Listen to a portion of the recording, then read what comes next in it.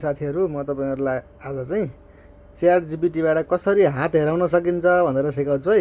यहाँ जानुस्, यहाँबाट यहाँ क्यामेरामा क्लिक गर्नुस् है। यसलाई चाहिँ एलो गरिदिनुस्। अब तपाईले आफ्नो हातको फोटो चाहिँ यहाँ यसरी क्लियरली हातको फोटो चाहिँ आउने तरिकाले फोटो खिच्नुस् है।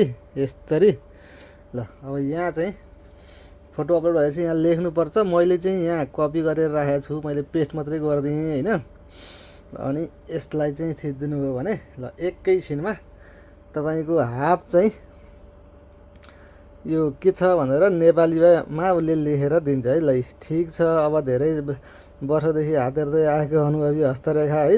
ल यसरी चाहिँ तपाईले के हेर्न चाहनु, तपाईको हातको समग्र बनावट, जीवन रेखा के चाहिँ हेर्न चाहनुहुन्छ अब हैन।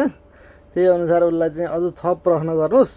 अनि तपाईलाई जे चाहिए हो त्यही चाहिँ तपाईलाई विश्वास लाग्छ भने जे चाहिए हो त्यही चाहिँ यसले हेराइदिन्छ है त।